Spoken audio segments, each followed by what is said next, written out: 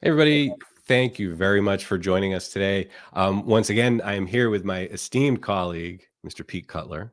Say hi, Good Pete. morning. Morning. Oh, Hi. hi. Thanks for joining us. So, if you haven't met Mr. Cutler virtually or in person, um, yeah, he's one of our sales engineers based in Right. the UK. Right. Quite a bit of extensive knowledge in DDoS and our different architectures and designs and so on, which is what we're here to discuss.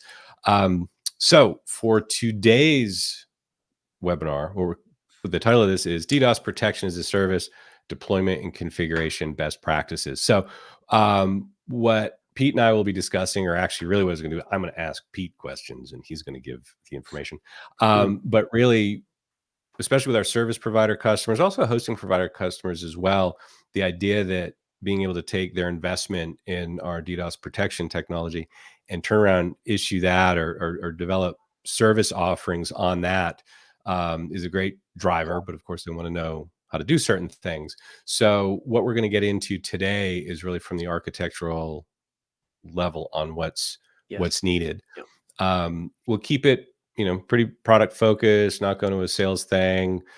This is really about the technology and give some advice that you can put to use. Now, before I start, what I do want to do is just start with a frame of reference because we will be talking about this as we go. So it's really something that we refer to as the DDoS protection journey. And so this is what we refer to. So it's more of a framework. Mm. And then, Pete, are you able to see this? Because not coming up for me. Not right now, actually, Mark. No. All right. Well, in that case, maybe we'll just skip it. Yeah. Okay.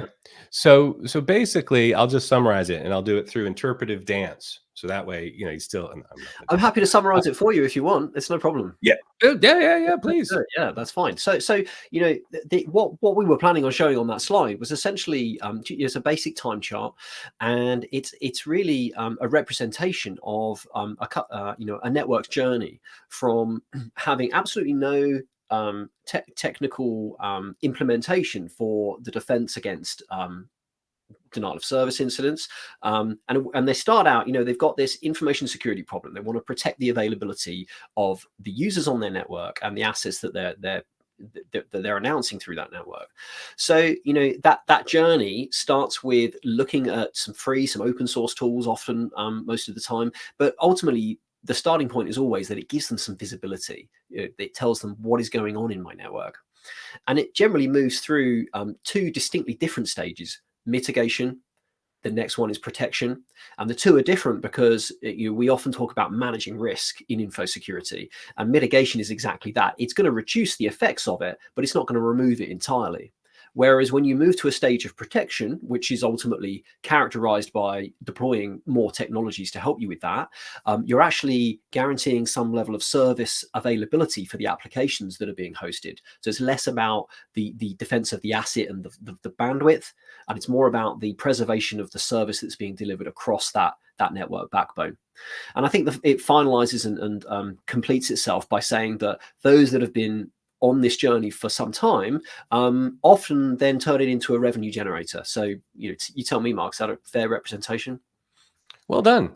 Something tells me this is not your first time describing this. We're doing it. All right, so let's dive into this. So, okay, and commonly what happens, I know when I've spoken with customers, they very much want to go ahead and offer DDoS protection as a service, and then usually the next question is, so how do I do that? And so, all right, let's just start. With key considerations. What are some key considerations in the architecture, in the design of where to deploy the protection and how to do it in order to offer DDoS protection as a service? Yeah, it's a good place to start. So let's get into it. It often helps to have a conversation with the team that are announcing the IP space to the internet, essentially. So it's the team that manage that BGP relationship to the internet. Hopefully we're not going too deep on detail too early here, but this is about practical takeaways for delivering protection as a service to your end customers. So when we discuss what we should be rolling out and where we should put it, it really helps to understand where your network is actually announcing itself to the rest of the internet. And that sometimes that's a very physical element, because it might be as much as, well, we announce our prefixes from London and Amsterdam, or we announce them out of Ashburn and Los Angeles, or perhaps somewhere in the Far East as well. But having knowledge of, first of all, where that takes place, and then whether or not there's any nuances to it, such as whether we only isolate certain prefixes from certain locations, or whether we have an anycasted fair announcement of our network's presence on the internet across all of them. And that will help you get an idea of scale. And the reason that's important is because scale will dictate to a project when it's starting out, and it will guide you as to whether or not you can look at technologies which can be deployed discreetly at individual points of presence where the network exists on the internet, or whether or not you need to look at perhaps more modern approaches where you can use the network hardware to perform some of these filtering functions for you, which gives you a lot more scale at the cost of some functionality. So that's a key consideration. So let me ask you this, just in the sense of before I get into a little more specifics. I know one of the questions that actually will get, like, so our service provider customers sell this to their subscribers, Right. and one of the things where they get pushback, where our customers get pushback from their subscribers, is they think it's going to impact bandwidth, and they don't want to sacrifice bandwidth. So can you talk about how either placement or just how this may or may not impact bandwidth, latency, those sorts of things for the subscribers and the services that they're offering online? Okay, yeah. Latency is obviously a key concern when rolling out a network to any of the subscribers, and is often a major consideration when adopting either transit relationships on the internet or perhaps a private peering. Although that may be more about reaching more eyeballs essentially.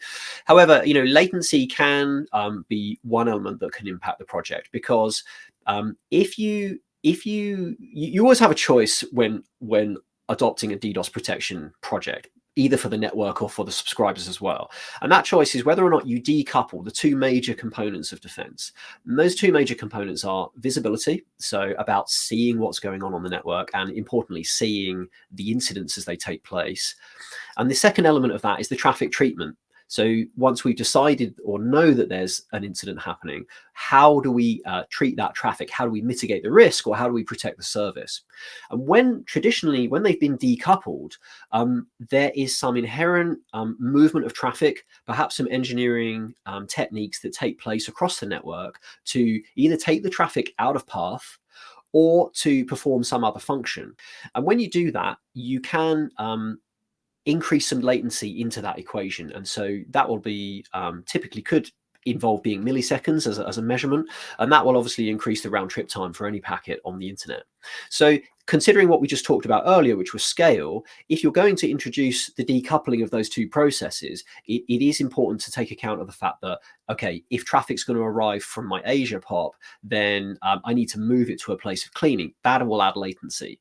But if you maybe look at some of the more advanced techniques we use today, where the traffic treatment can take place at the closest POP to the internet, then it doesn't have to involve any latency at all. So that's an architectural consideration. So that, yes. All right. So let's talk about that first, because you just spawned a few questions, and Good, I'll great. try to ask them serially in Yeah. serial. One after the other. So, all right, you're talking about that, where basically, all right, so we talk about like inline protection, edge protection, and I'm assuming that plays right into what we're talking about here. So first, could you define the two, just to make sure we're all on the same page?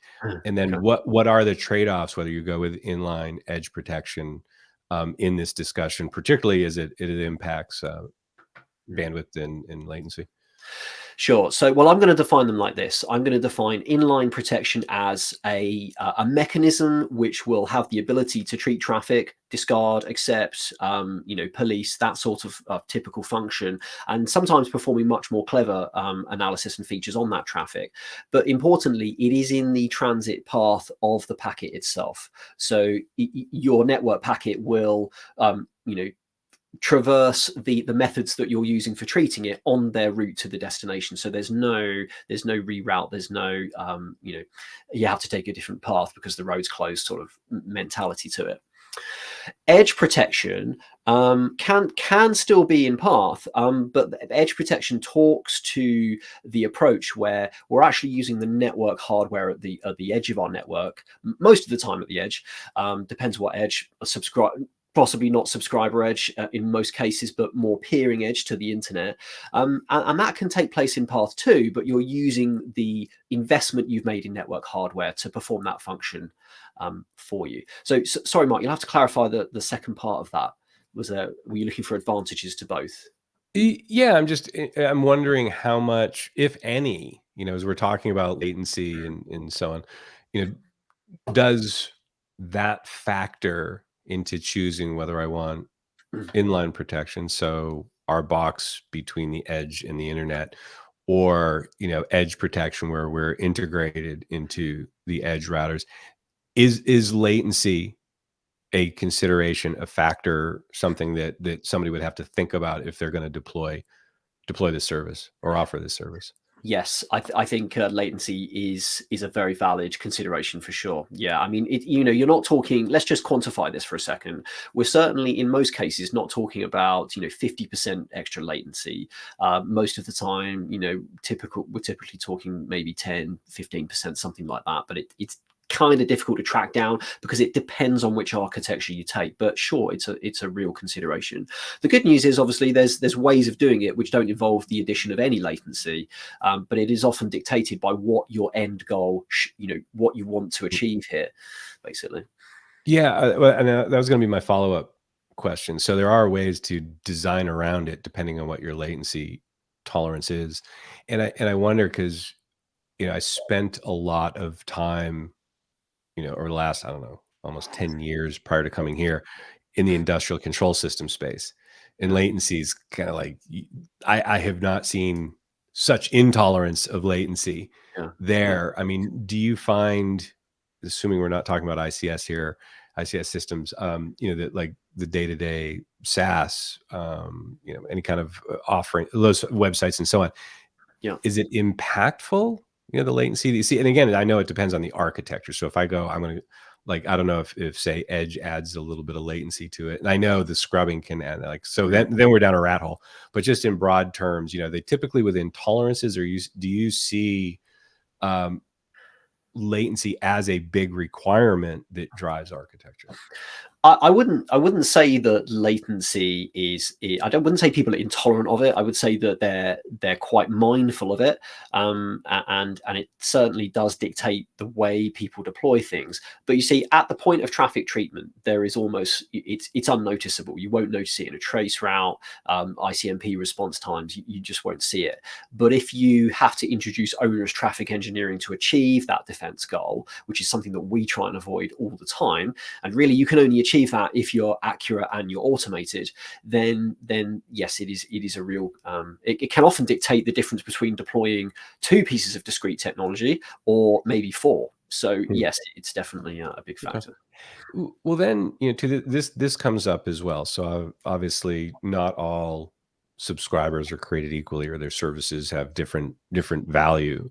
Yeah. So again, there are different tolerances within there. So another question that we get frequently is, can I treat different customers differently?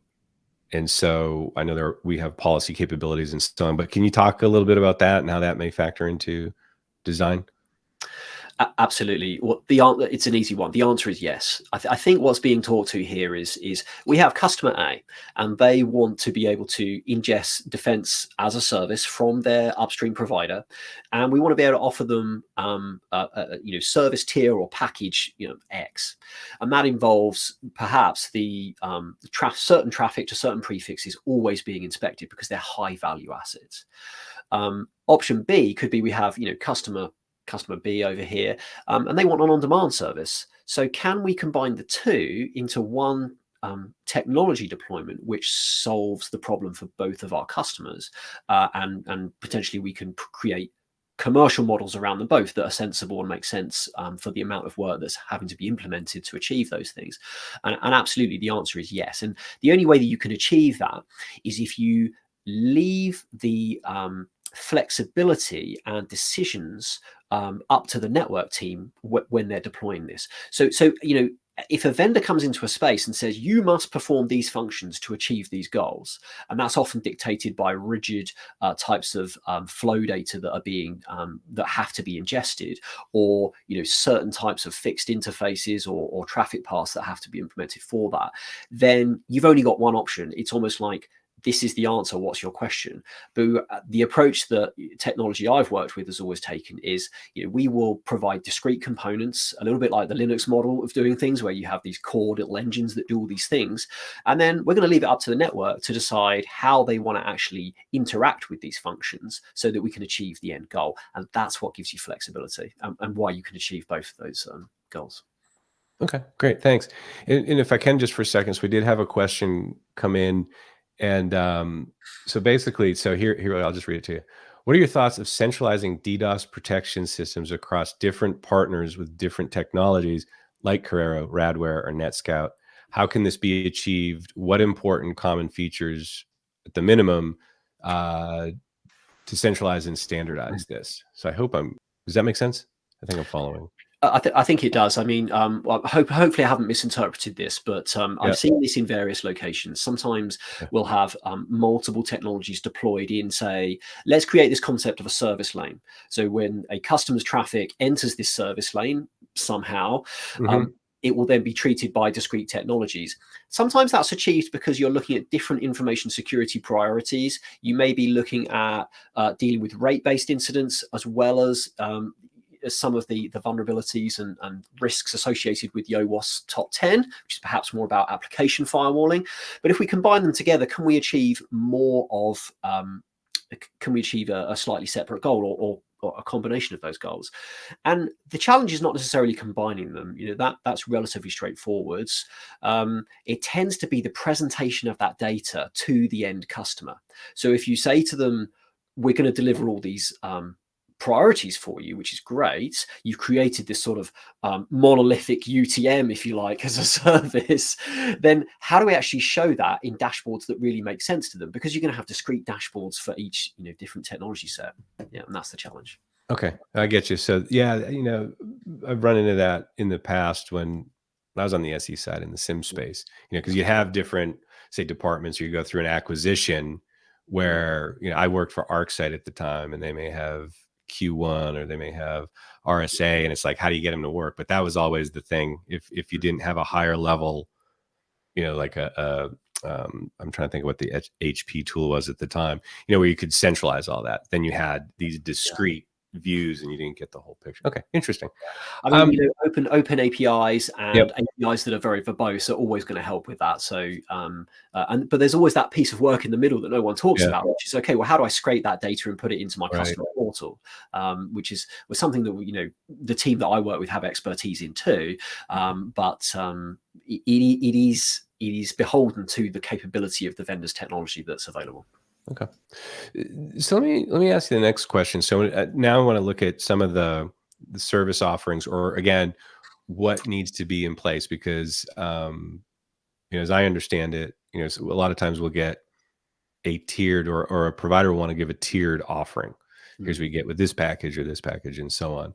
Now, do terms like how we define mitigation versus protection, or anything else, if you think on that journey, like, what is there a correlation to, I'm doing DDoS mitigation versus protection? Does that affect what a provider can offer as tiered services, or in this case, are they similar? Yes, I think it does. I think it does. So if you were looking to just mitigate the risk of DDoS of an incident, then that's often associated in the world that we work in as incident types that are characterized by high packet rate, high volume. So they're relatively easy to spot from a quantifiable measurement standpoint, but not necessarily that easy to stop accurately, or certainly in an automated way. So if you just want to mitigate, then you have a set of options that you can perform. But what you're going to be delivering to your customer will be a volumetric defense service.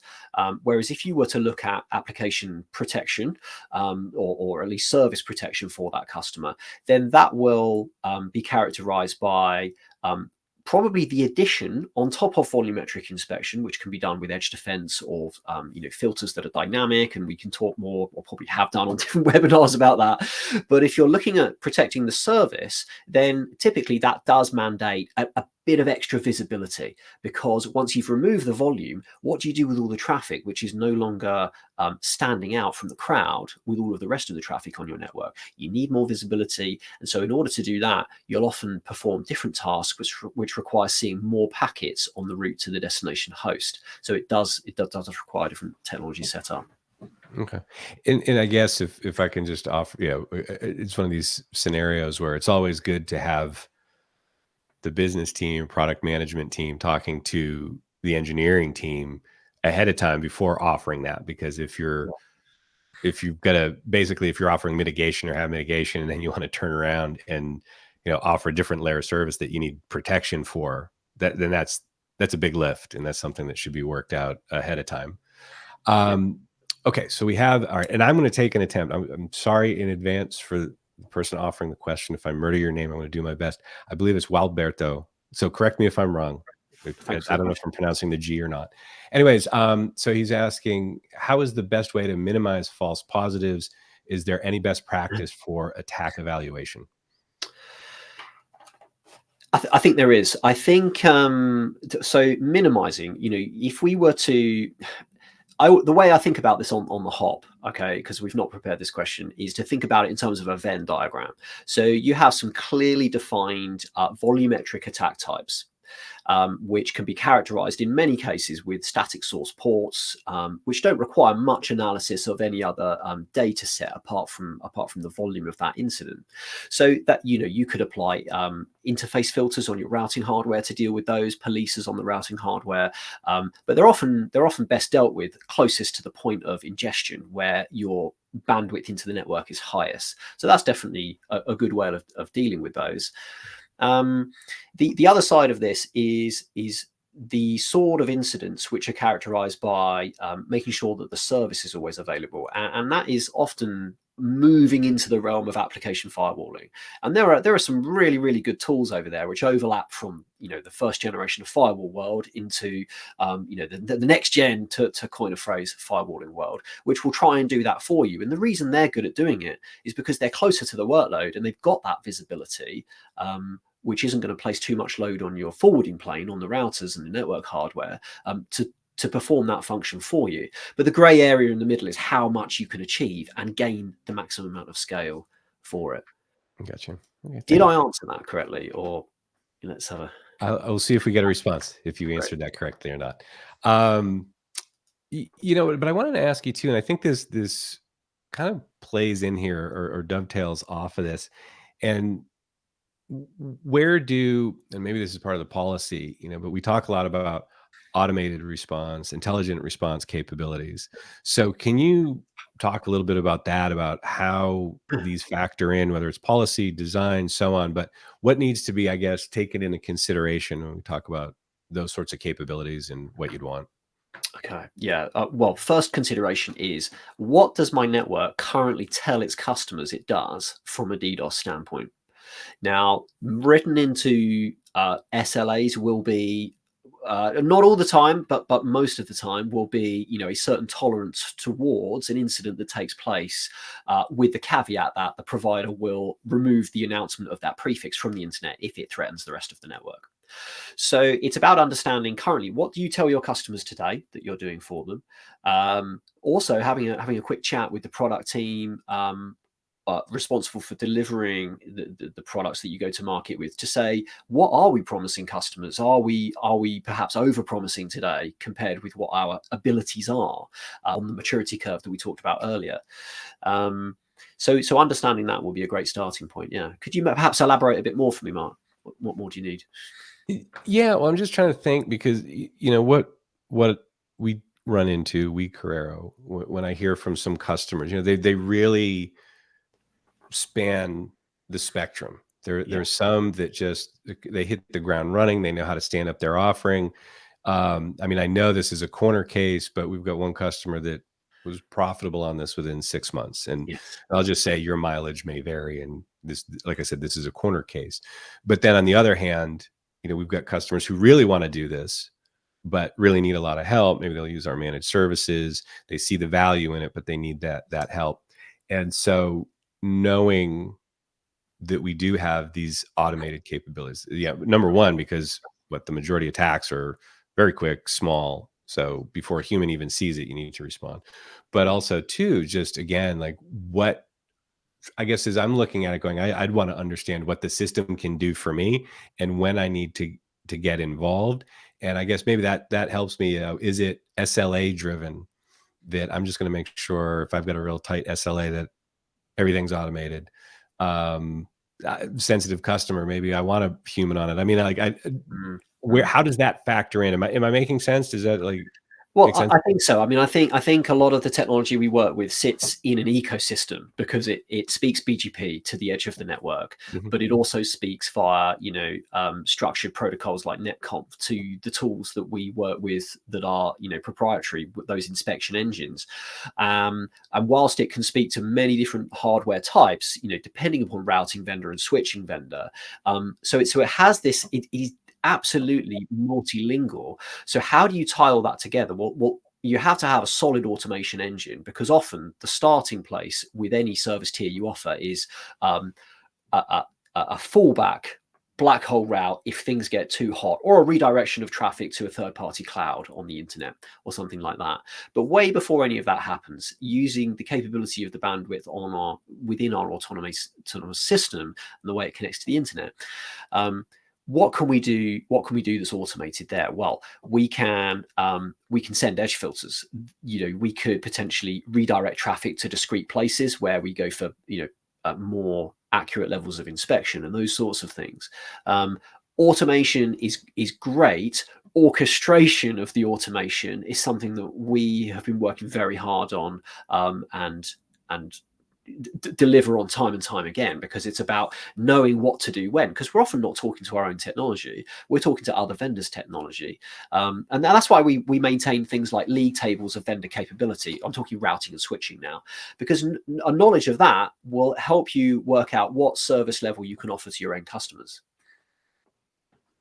That's perfect. That makes sense.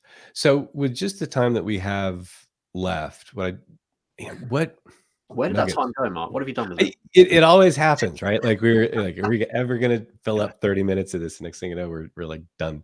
But I just want to ask, like, any parting advice? I mean, we're getting a little more into the technical here, but just in general, do you look at customers or prospects or whomever looking at this, what would you I don't know, say like, Yeah, hey, here's I think I can think of a couple of things. The most successful networks that have deployed a defense mechanism for their end customers, generally best practice is to design that service for 80% of your customers. And there will always be the 20% that will either require more of you or will just be, statistical outliers. So the 80/20 rule is very good. That certainly drives a very strong return on investment for looking at, investing in tool sets that can achieve these things for you. Um, and then once you've done that, keep your service relatively simple as well, because ultimately the sales teams that you have in your organization need to be able to convince your end customers as to why they should take this service. So if you keep it simple with, help from teams like ours, which can say, actually, your competitor's doing something like this over here, then that can help you. The other element that sprung to mind is, product bundling really helps in terms of product uptake. So if you're going out to market with this, think, can you associate DDoS defense with static IP services? Can you associate it with some other broader service that you offer to increase uptake, which mandates the use of the DDoS defense? So not only does it seem better value for the customer, but we'll see more people take that service on. Yeah, perfect. Yeah, that's a really good point because we see that a lot. Saying it's almost like the first rule of Fight Club. It's like, don't call it DDoS protection. This is about availability. protection, which makes sense, right? That's the business value. So, Pete, thank you, to everybody who's jumped in. Oh, we get one last question. I'll throw this out here for you. Oh, you're very welcome. So, yeah, just want to say thank you. Thank you to everybody who's been here. So these will be obviously available on demand, but I just want to throw out there that we've already done a couple sessions for busy business readiness to offer this with Mike Powell and I. Take a look at that. Pete and I are also going to have a couple more conversations. I think the next one is just next week about scrubbing in edge protection. We'll get into that design elements. That actually is great. Yeah. We'll get into that. And then we have a third one where we'll talk about inline and data path considerations and so on. So more to come. And that's it. So thanks everybody. And again, if you ever want to talk to anyone about, well, not me, Pete or any of the other folks, just drop us a note or get to us through our website at Corero.com. So thanks everybody. See you later. All right. Bye-bye.